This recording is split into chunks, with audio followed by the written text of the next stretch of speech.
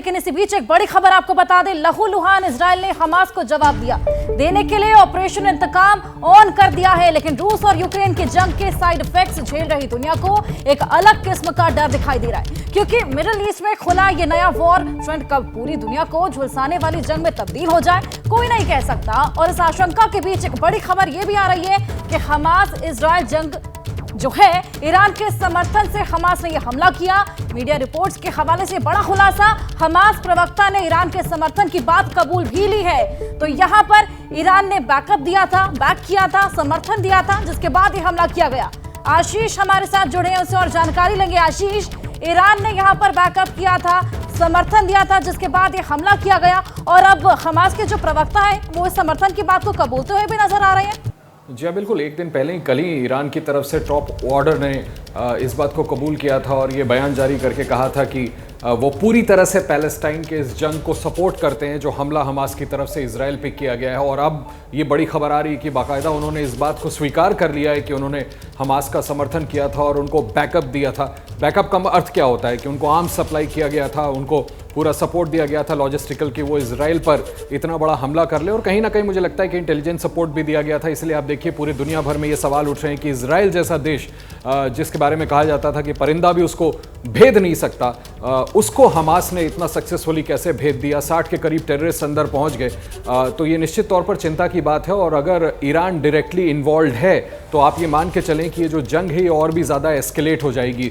दुनिया अपील कर रही है, हालांकि वर्ल्ड ऑर्डर भी डिवाइडेड है, मुस्लिम नेशंस कुछ और कह रहे हैं, बाकी वेस्टर्न पावर्स कुछ और कह रहे हैं। लेकिन अगर उसका कोई असर होता दिखे भी, जैसा अभिषेक ने कल बताया भी था कि यूनाइटेड नेशन सिक्योरिटी काउंसिल में आज खास इस पर चर्चा होनी है, मुझे लगता है कि ईरान के इस इंटरफेरेंस के कबूलनामे के बाद उसको शांत कर पाना और ज़्यादा डिफिकल्ट होने वाला है। बिल्कुल ठीक है आशीष, अगर ईरान ने वाकई में सपोर्ट किया है, जैसे कि खुद हमास के प्रवक्ता ने भी कहा और आप भी जानकारी दे रहे हैं, अगर ऐसा है वाकई में तो ये जंग फिलहाल तो थमती हुई दिखाई नहीं दे रही है। कर्नल दानवीर भी हमारे साथ मौजूद है। सर, आपको क्या लग रहा है, तीसरे विश्व युद्ध का अलार्म बजता हुआ आप भी सुन पा रहे हैं क्या?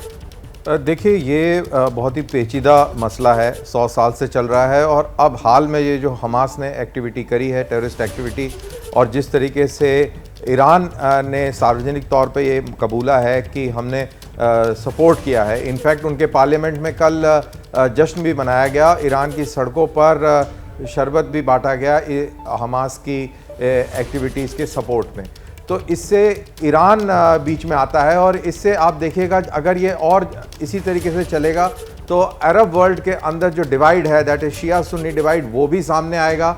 और इसमें एक चीज़ और ध्यान रखने वाली बात है कि कुछ ही दिन पहले इंडिया, अरब, इजराइल और ग्रीस, ये एक कॉरिडोर की बात हो रही थी और इस कॉरिडोर का समर्थन ना ईरान ने किया था, ना टर्की ने किया था और ना ही पाकिस्तान ने किया था। तो ये चीज़ भी हमको समझनी चाहिए कि पूरा जो खेल है वो इसको पलटने का प्रयास किया गया है हमास का इस्तेमाल करके, और मिडिल ईस्ट की जो जियोपॉलिटिक्स है उसको बदली करने का प्रयास है। और इसके अंदर एक और पॉइंट जोड़ दूं कि ये भी खबरें बहुत जोर पकड़ रही थी कि सऊदी अरेबिया इजराइल को तस्लीम कर सकता है, रिकॉग्नाइज कर सकता है, और उससे काफ़ी परेशान था जो शिया क्रेसेंट है या जो ईरान और जो उसके समर्थक मुल्क हैं।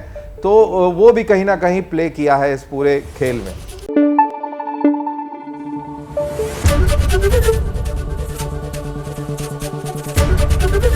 एबीपी न्यूज आपको रखे आगे।